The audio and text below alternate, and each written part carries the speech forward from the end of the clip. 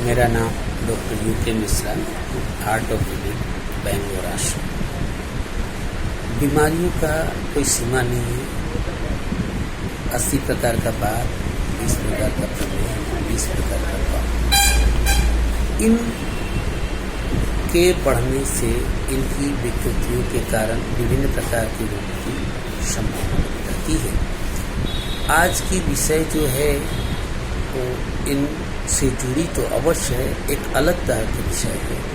अनिद्रा, चिंता, तनाव।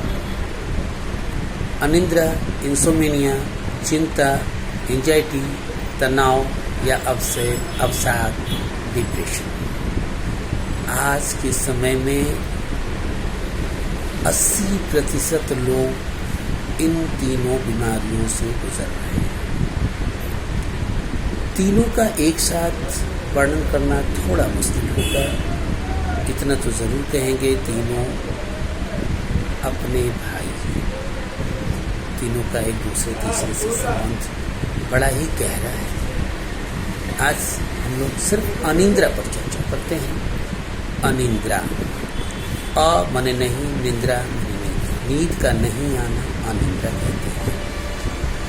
अनिद्रा दो तरह का हो सकता है, एक तो तात्कालिक और दूसरा पुराना, जिसको क्रॉनिक कहते हैं, अधिक समय से होने वाले से। तात्कालिक अनिद्रा का कई कारण हो सकता है, जैसे काम करने वालों को काम का अधिक दबाव हुआ तो नींद पूरी नहीं होती है, नींद नहीं आती। एक उदाहरण के तौर पर आप देखें, अगर आपको ट्रेन पकड़ना है सुबह में 4 बजे, तो रात की नींद पूरी खराब हो जाती है। हमेशा मन में ये लगा रहता है ऐसा ना हो कि हमारा नींद छूट जाए, और उसमें नींद पूरा नहीं होती है, ये भी अनिद्रा होती है। इस तरह से कई दिन तक लगातार काम का दबाव बना रहेगा तो उसको अनिद्रा में मान लिया जाएगा, ये अनिद्रा है। कोई घटना के कारण, मान लीजिए किसी के साथ किसी ने कोई दुर्व्यवहार किया, यानी किसी तरह से बाकाझकी हुई, अब वो उसके मन में बैठ गया और उसके पीछे उसके दिमाग में ये सब चलती रहेगी। कुछ दिन तक ये बातें उसके दिमाग में बैठी रहेंगी, जब तक वो पूर्ण रूप से नहीं निकलती है तब तक नींद पूरा नहीं होता है। ये भी तात्कालिक अनिद्रा है। कोई ऐसा दृश्य जो उसके सामने घट गया हो और उसके मस्तिष्क पर प्रभाव डालता है, वो भी अनिद्रा का कारण बन जाता है। उदाहरण स्वरूप, अगर किसी व्यक्ति का कत्ल करते हुए देख लिया जाए, किसी का ट्रेन से एक्सीडेंट देख लिया जाए, या रोड एक्सीडेंट देखा जाए, या चोरी होते हुए, डकैती करते हुए देख लिया जाए, या इस तरह से कोई भी दृश्य अगर जो अघटनीय है और घट जाता है उसके सामने, या कोई दुर्घटना होते होते वो बच जाता है, तो वो दृश्य उसे हमेशा ही झकझोरते रहता है और नींद पूरा नहीं होने देता है। इसे कहते हैं तात्कालिक अनिद्रा। अब हम आते हैं क्रॉनिक अनिद्रा पर। क्रॉनिक अनिद्रा का कई कारण होते हैं, जैसे मद का सेवन करना। मद का सेवन करके अगर वह निद्रा लेता है और मद छोड़ देता है तो वो निद्रा उसकी चली जाती है और वो अनिद्रा हो जाती है। अगर कोई व्यक्ति लंबे समय तक एक ही तरह का काम करते रहता हो, जिसमें लेट देर से सोता हो, तो उसमें भी वो संभावना बनी रहती है। जैसा हम कहेंगे कि जो निद्रा पूर्ण नहीं होती हो और लगातार तक काफ़ी दिनों तक ये घटना चलती रहती है, तो वो पुराने अनिद्रा में, और उसको पूर्ण रूप से अनिद्रा का रोग मान लिया जाएगा, इंसोमेनिया मान लिया जाएगा। लेकिन क्षणिक दिनों तक, कुछ दिनों तक होने वाली बीमारी को अनिद्रा में नहीं माना जाएगा। अब आते हैं हम लोग अनिद्रा के कारण। अनिद्रा के कई कारण होते हैं। अनिद्रा का एक कारण होता है समय में बदलाव।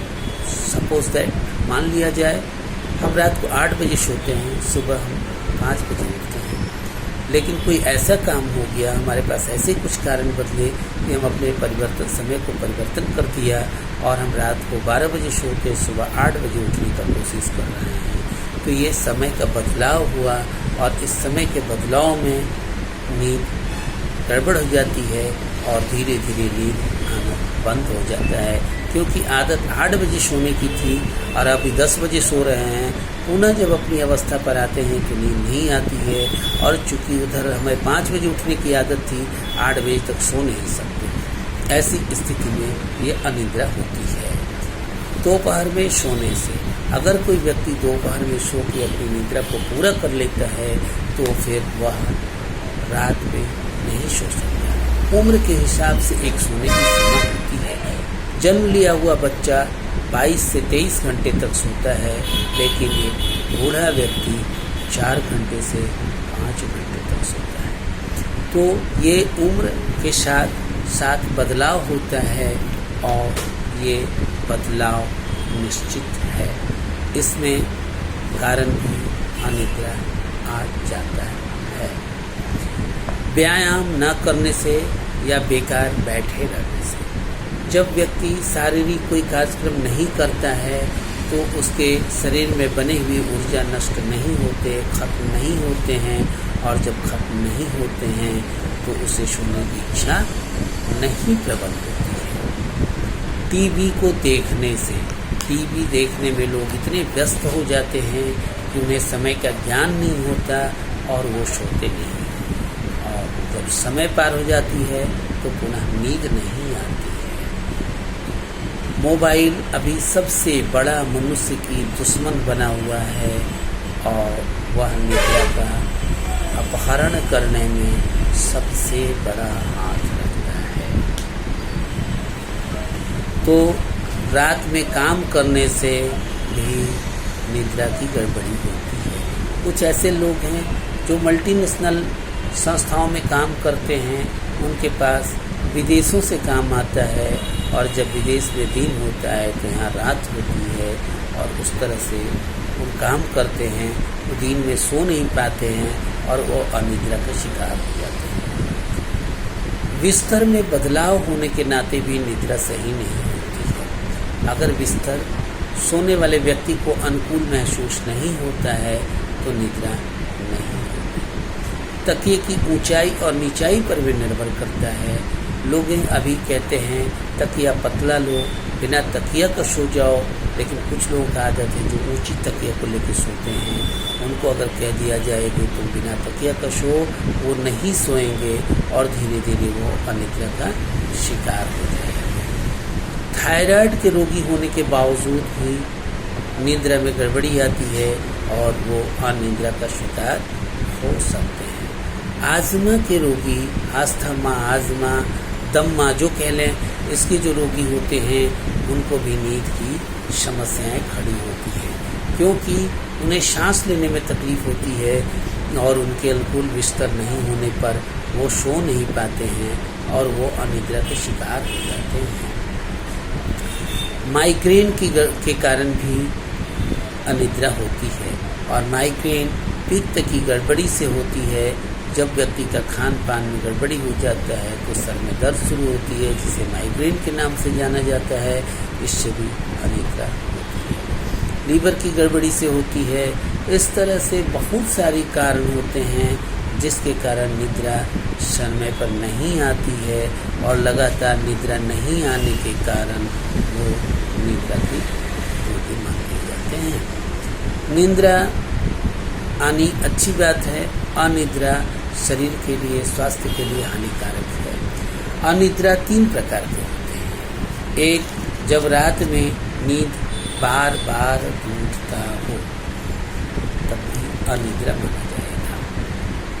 रात में निद्रा खुलने के बाद थोड़ी देर तक जागे रहना पड़ता है, फिर नींद आ जाती है, इसे भी अनिद्रा में माना जाएगा। और कुछ ऐसा होता है कि निद्रा टूटने के बाद फिर आई नहीं, तो भी अनिद्रा नहीं होता है। लेकिन कुछ ऐसे लोग हैं जिनके कुछ अलग अलग समस्याओं के कारण या रात में बार बार पेशाब लगने के कारण 2 से 3 बार जागते तो ज़रूर हैं, लेकिन आते ही बिस्तर पर सो जाते हैं, उसे अनिद्रा में नहीं माना जाएगा। ऐसा नहीं कर सकते कि वो रात में 3 बार उठा था, अनिद्रा करोगी, नहीं। इसलिए अनिद्रा करोगी नहीं है कि जैसे ही वो अपने बिछावन पर आता है सो लेता है। अब आए अनिद्रा से कैसे बचें। अनिद्रा से बचने के लिए सबसे पहला तो आप अपने स्थान का परिवर्तन, जिस बिस्तर पर सोते हैं उसको बदलें। हवादार जगह में सोएं। तकिए का और बिस्तर में भी थोड़ी बदलाव लाएं। रात में टीवी और मोबाइल को न चलाएं। रात में सोते समय थोड़ा अनुलोम विलोम का प्रयोग करें। मेडिटेशन दिन में करें। ऊर्जा का थोड़ा अपव्यय करें, यानी शारीरिक कार्यक्रम को करें। रात में उज्जई करके सोएं। सोते समय हाथ पैर को धो करके थोड़ा सरसों का तेल लगाएं और उसके बाद तब फिर सोने के लिए जाएं। ये मेरा आज का विचार अनिद्रा पर है। फिर इसके बाद मैं आपको बताऊंगा चिंता क्या है, कैसे बचें, तनाव क्या है, उससे कैसे बचें। इसके जानने के लिए पुनः अगले एपिसोड में आप देखें। अगर आपका कोई प्रश्न हो तो आप हमसे प्रश्न डाल सकते हैं। मेरा नाम doctor UK Mishra, art of living, Bangalore ashram. Mobile number 9933179825। फिर से बोल दे रहा हूँ 9933179825। जय गुरुदेव।